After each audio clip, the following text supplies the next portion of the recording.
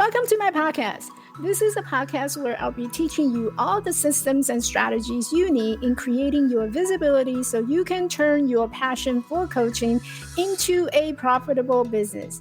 I'm your host, Michelle Quay. I am a visibility coach, content and email marketing strategist, international speaker, and author, as well as the founder of Elevate Life Coaching. Let's just say that I know a few things about overcoming seemingly impossible obstacles in life and in business.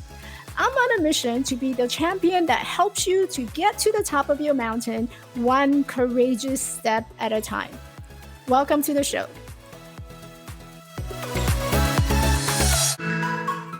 When you hear the word marketing, what do you feel? What comes up for you? And this is a question I ask in my community all the time.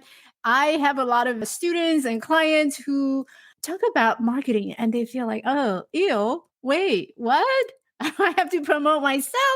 Marketing is one of those words that it makes people, especially introverted coaches, it makes them cringe every time they hear that word. It's like you have this huge passion for coaching clients, but when it comes to marketing, it's like, ew, what? I have to promote myself. So if this is you, then my friend, stay tuned, because today I have something really amazing planned for you. And she is just absolutely amazing. You got to meet her.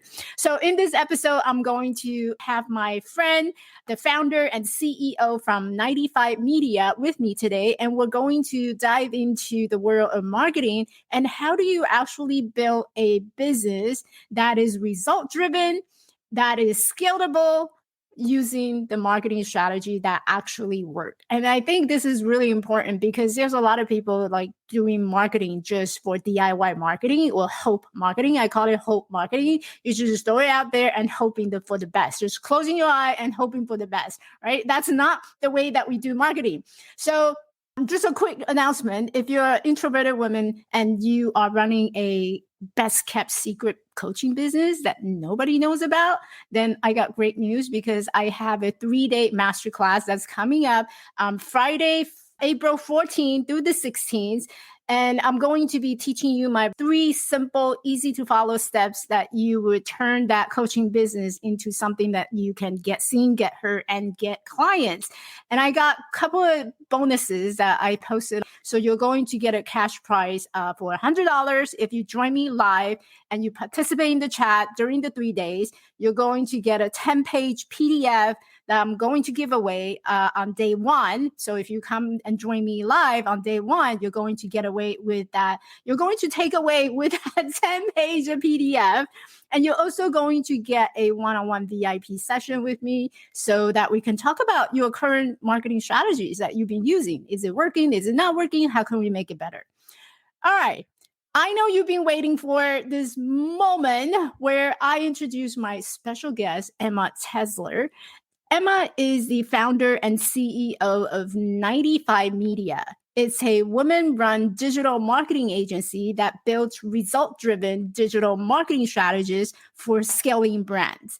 And if you're thinking about just starting a coaching business, it's not just starting it. You want to be able to scale and you want to be able to grow, right? And that start from day 1, the moment that you start having this coaching business. You can't just wait for years later. You know what? Let me just get one client. I'll think about the rest of it later. What you want to do is you want to build a foundation so that you can keep building on it. So you don't have to keep coming back and fixing all these stuff because that's just like doing it all over again. So learning the right strategy right from the beginning is so important. This is why I'm so passionate about inviting guests to come who's expert in these areas.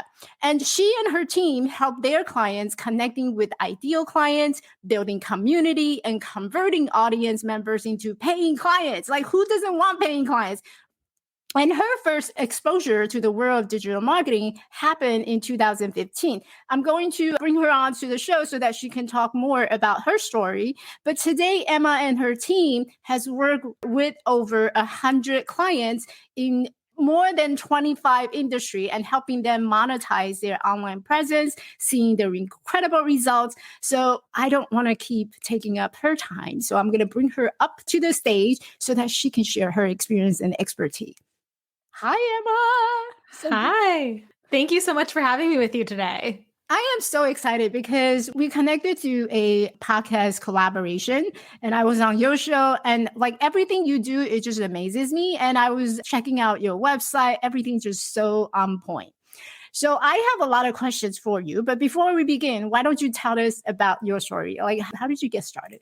Yeah, for sure. I truly think there's so much power in the journey that you never saw coming. And that was definitely my path into digital marketing. I went to college for interior design, and I thought that's for sure what I was going to do for the rest of my life. I was in love with the industry, just thought it was so amazing. And then I was interning for a designer during school, and I found Instagram marketing just by happenstance. My mentor was someone who wanted to grow her business on Instagram. And in 2015, that was really unheard of. That was something no one was doing. And I was so intrigued because it was new, it was exciting. And as I started dipping my toes into it more, I realized, okay, this is something really cool. And this is definitely the future. And so that excitement of realizing what was to come and what this space was going to turn into really lit a fire under me. And I began taking on some side clients while I was in school and then building my clientele as I moved into working as a designer post college. And I knew this was something I wanted to get into, but like so many of us who side hustle when we begin, it's really scary to take that leap and go from side hustle to full-time entrepreneur. And that really kept me stuck in questioning myself and not really believing this is something I could turn full time. And it wasn't until the pandemic hit when I realized, the world is kind of like crashing and burning. Like, if I don't take this leap right now and just kind of jump in 2 feet forward, I'm never going to do it. And so in 2020, I left design, I quit my job, and I went into building 95 Media full time. And it has just been incredible ever since. We have scaled beyond anything I thought we could. And it's just been a really amazing journey. I love how you said, a lot of us find ourselves in this moment where it was not something that we had imagined. Like you went into interior design and then suddenly you realize, oh, like there's something else that you do really well and it's in the marketing space. So you leap into marketing. So I'm really curious though, because now we're talking about scaling. I know a lot of my audience, they're also doing a 9 to 5 kind of job. It's a job that pays the bill because right now I'm looking at you, I'm like, oh my gosh, she's so successful, right? She has her agency, she has her team. How easy was it for you to like pivot and actually go into this whole marketing business full time? Oh, it was like the scariest thing I ever did. There was nothing easy about it. I don't think, honestly, for me, I'm a very like structured planning person. And the thing with building a business, as we all know, is that there is not a lot that you can do when it comes to, yes, you can set your goals and you can, project numbers and things like that. But at the end of the day, so much is unpredictable in entrepreneurship and business. And so for me, my path to going full time was so crazy. Like every year on my anniversary of like my job. So I started my job in September of 2017.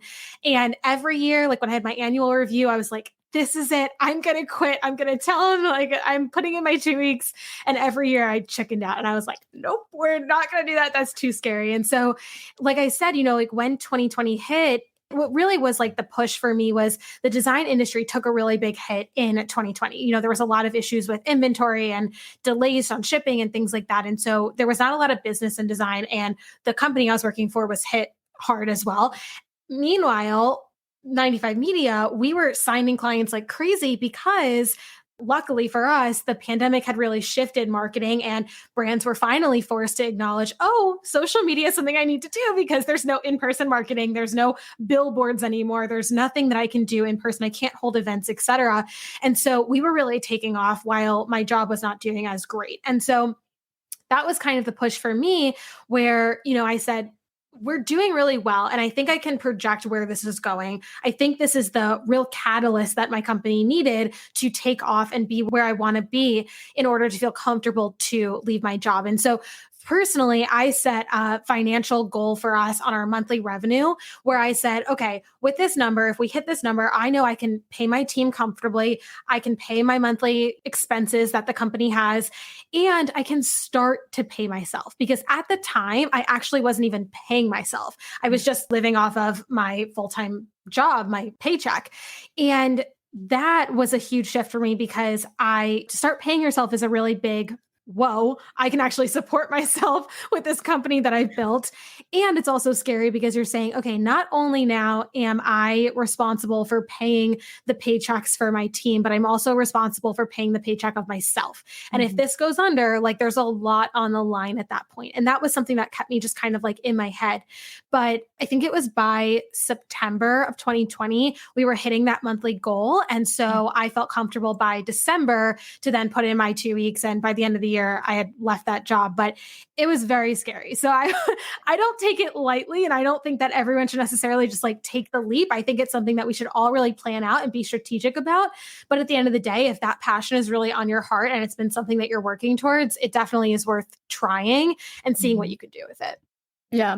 I love everything that you just shared because I think a lot of people, when they think about, oh, I wanted to quit my full-time job, but you have to build a foundation. You have to start somewhere in order to scale, right? You didn't just, oh, you know what? I'm just going to quit. I'm going to leave my job. And here I am, I'm stuck. And how do I get more client? And I find that a lot of coaches are finding themselves in that space where they quit the 9 to 5. And so they have no foundation that has been built. And so a lot of what they're going through is trying to build that foundation while struggling to get the clients.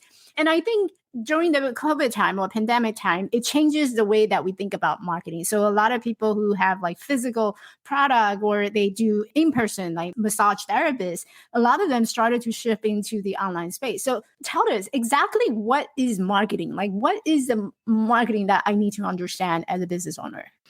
For me and the way that we look at it, digital marketing is the core of all marketing that should be done in today's world. Unless you are an events company and it's all physical, you still need digital marketing. But most brands today, I would say 99% of brands live fundamentally in their digital marketing efforts. And so that can look like a few different things, right? Social media is kind of the core for a lot of businesses. And so that typically looks like Instagram and Facebook are kind of your base platforms. Instagram is really the one that every company is on today, and we see the most traction really being built. Facebook is a platform where we all kind of just like keep a presence on, but we know it's not necessarily going to lead to actual revenue. LinkedIn is great for companies that are B2B, right? So you're trying to connect with other founders, other business owners, that type of thing. TikTok, of course, is wonderful if you can sustain the amount of content that is needed for TikTok. And of course, today, we don't know if the ban is going to go through on TikTok. It's so up in the air. But if you're capable of creating the video content needed for TikTok, it's a wonderful platform because you can drive so much traffic and so much traction really quickly on that platform today. And then Pinterest is the other one where if you are selling a product or you're trying to drive website traffic, Pinterest is really the platform that you want to be on because it has the potential to be the number one website driver for you. And it typically does become the number one website driver for the brands that we work with on that platform. I was going to say, it's so interesting that you brought up Pinterest. I was just telling my community yesterday that Pinterest is something that people underestimate and people underlook. Mm-hmm. And so it's so interesting that you brought up Pinterest. And I don't think a lot of coaches think about Pinterest. They should. Honestly, I believe strongly that most brands should be on Pinterest, even if you don't feel it's relevant to you.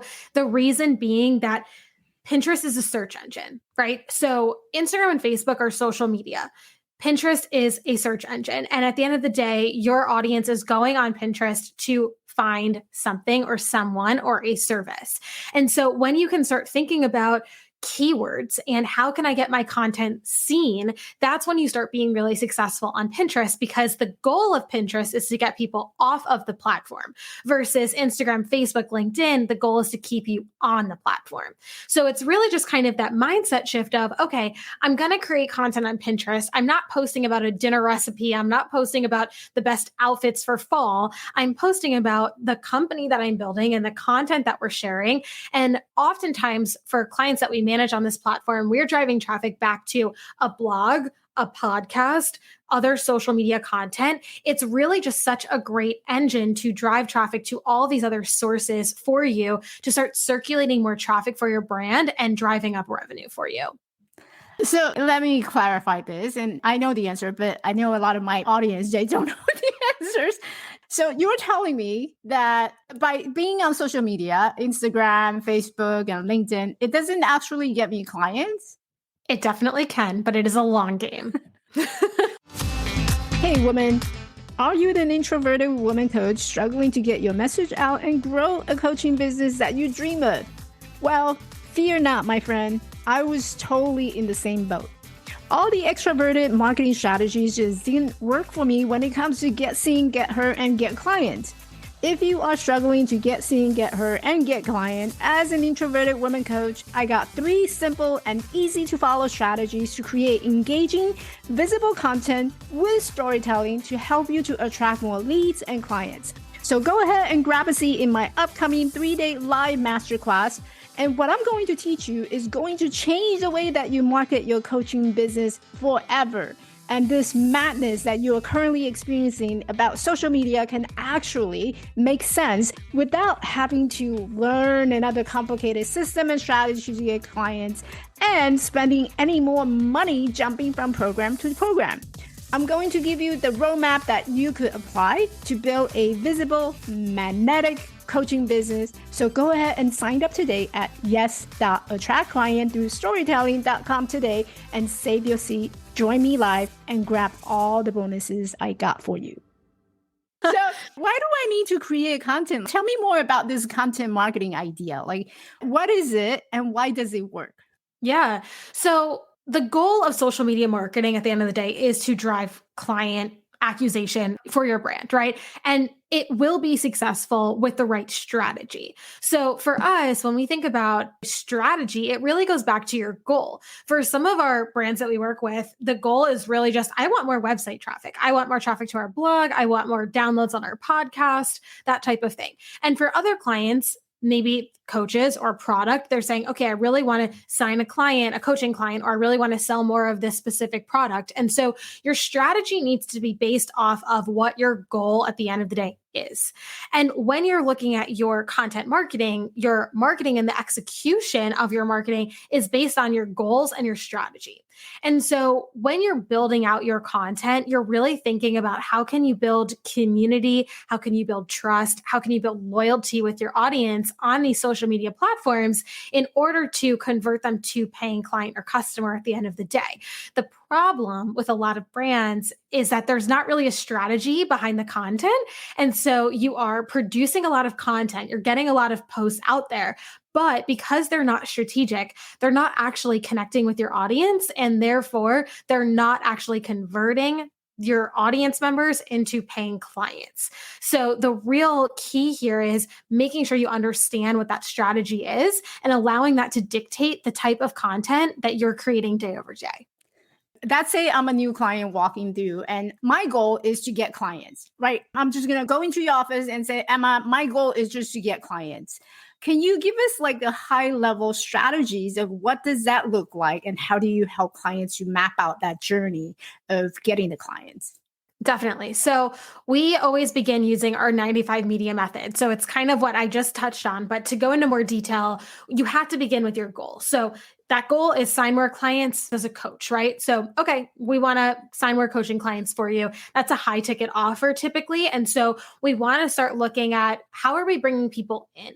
Because typically when you go from free content to a high ticket offer, there needs to be some kind of middle ground. So when we move into strategy, which is step number 2 of the 95 media method, we now need to understand what is the strategy to get people from free content consumption to high ticket offer.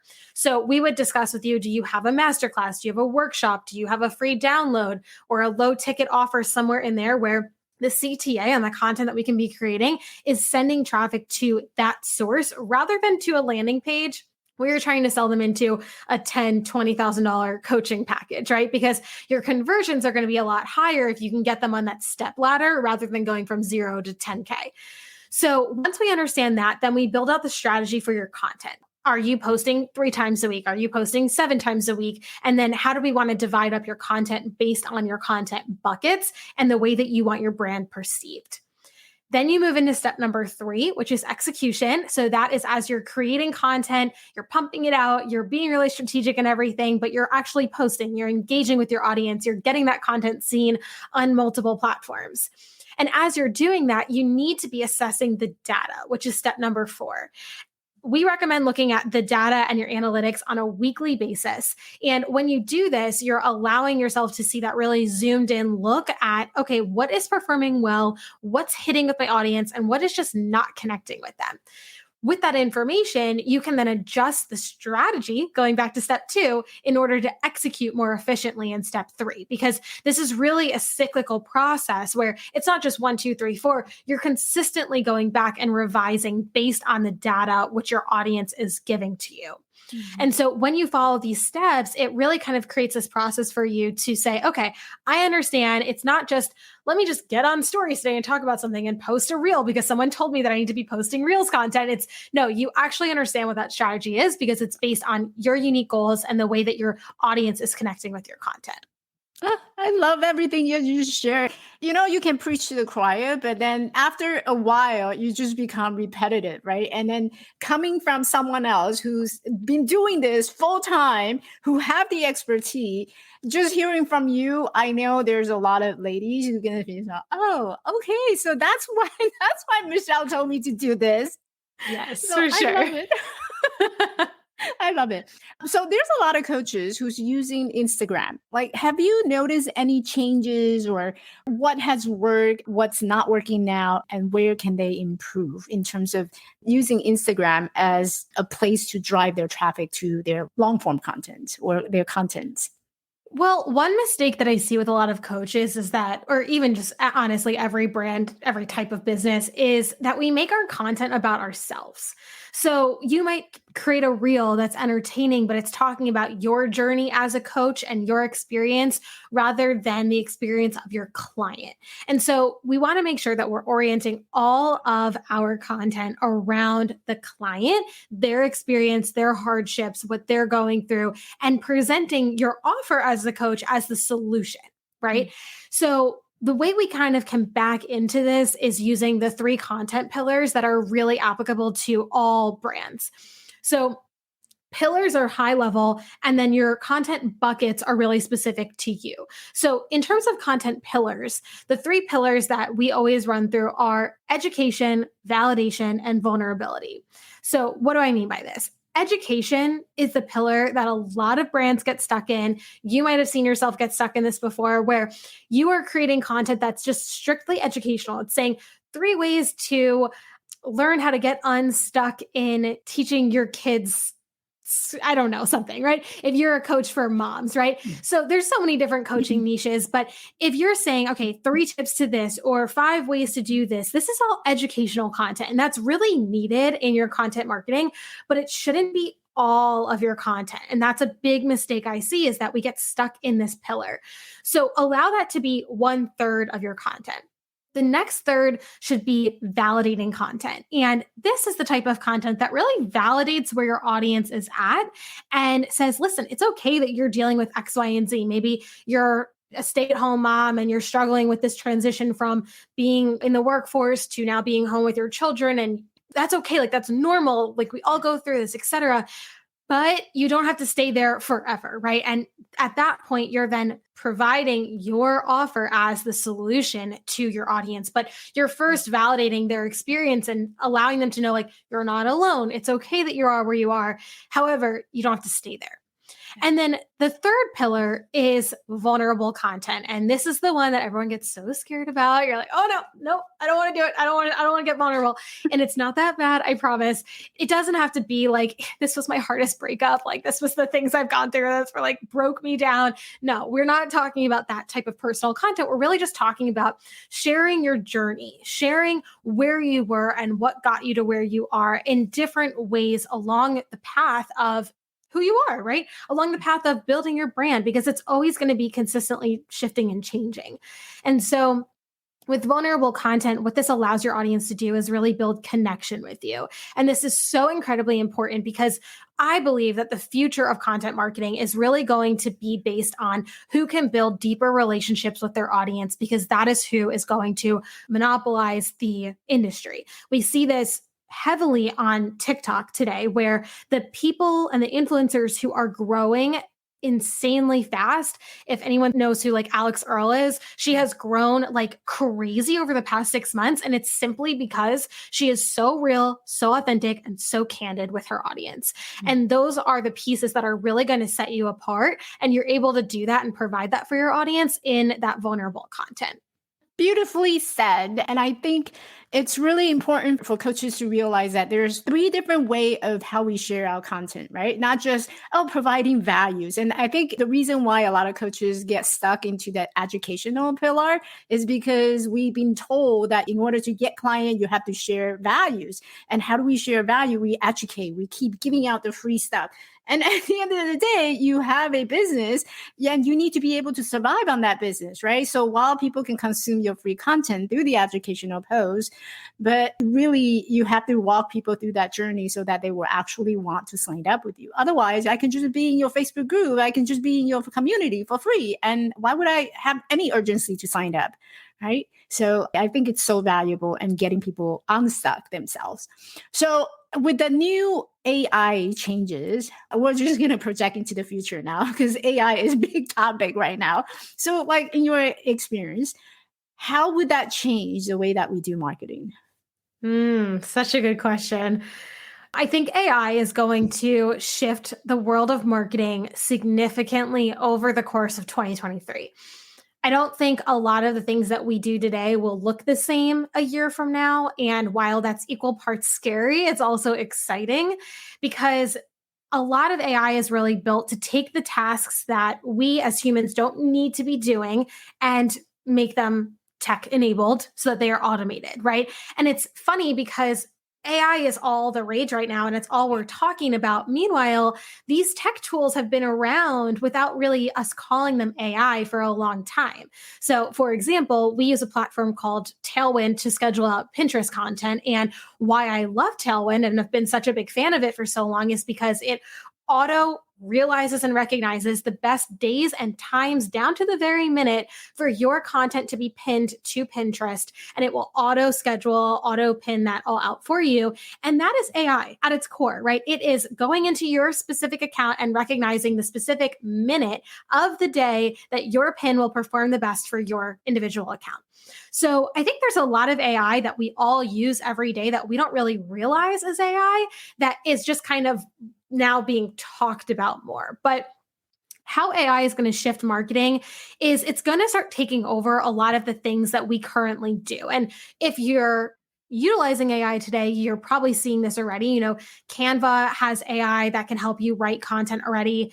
Tailwind has already released ghostwriting. Obviously, there's ChatGPT. Like, there's a lot of AI tools that are being released on all of these platforms that we know and love already. And so I would encourage you to look at what can I automate and what can I make easier for myself. However, the clause that I put on this is that I still strongly believe, at least where AI is today, that it does need that human touch. And so it's not something that you can say, oh, well, I want to make a post about gardening and I can tell Canva to write it for me and just copy, paste, boom, done, right? Like that's not going to sound like you. It's not going to be polished in the way that you typically polish your content. And so I would say, allow it to do the legwork for you, but you're going to need to add that human touch. You're going to need, if it's not you, to have a team who can proofread, who can zhuzh it, who can make it really sound particular to you. Add your emojis, like these little things that we don't always think about when we're writing content.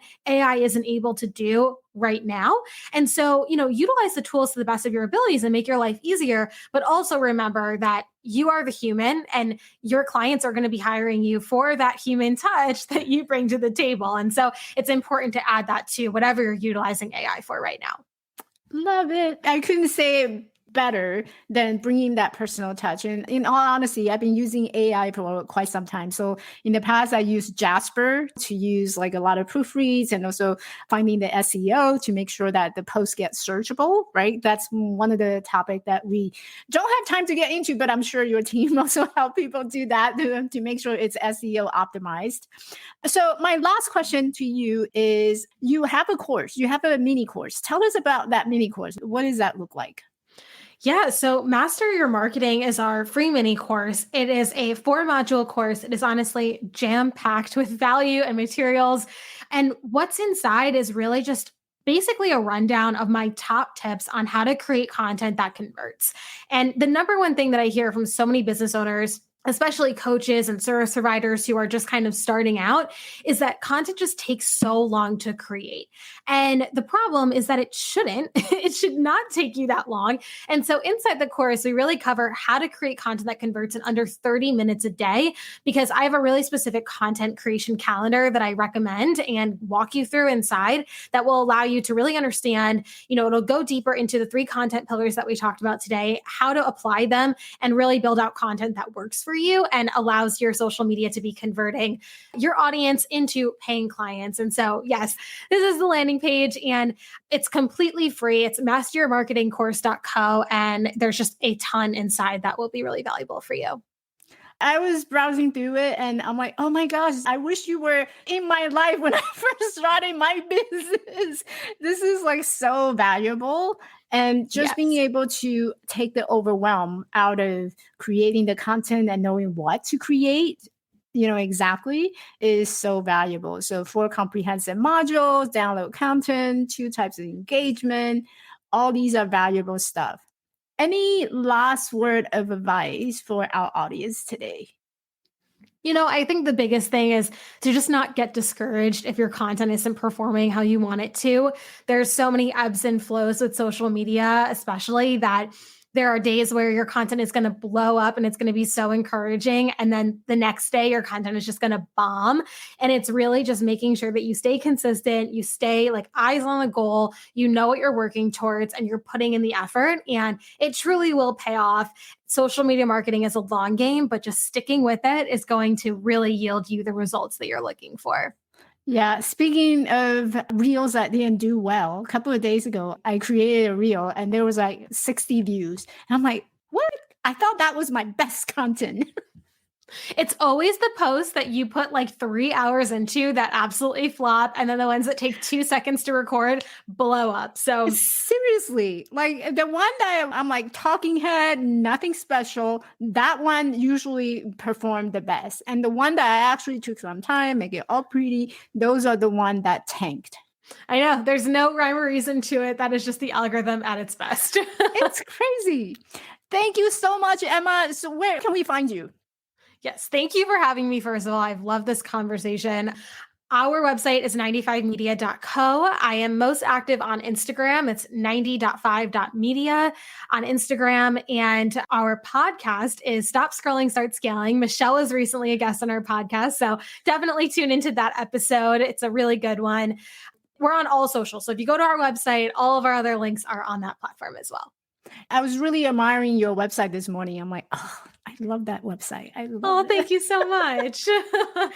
And congratulations doing this amazing work in marketing. And I know there's so many people can use your help in terms of marketing and getting their brand on a scalable platform, on a scalable scale, so that they can actually have a profitable business. No one step into business wanting to like struggle, right? So we all wanted to be able to scale. And I just really admire your work and everything that you do. Thank you so Thank you much for so coming. much. Thank you. All right, everyone. Thank you so much for watching. And I hope you're enjoying the show because this is one of the topics I'm super passionate about. And again, don't forget that the 3-day masterclass is happening on April 14th through 16th. So if you're interested, go ahead and sign up today. It's free. It's completely free. 3 days. Yes.attract client through storytelling.com. And I will see you in the masterclass and also on our next episode. Bye. Hey, beautiful. Thanks for listening. If you enjoyed this podcast and found value from this episode, I would love for you to hit that subscribe button on your favorite podcast platform and leave me a rating and review. One thing I was struggling in my early years in business was finding the right people to connect with. It feels like I was on this entrepreneur journey on my own.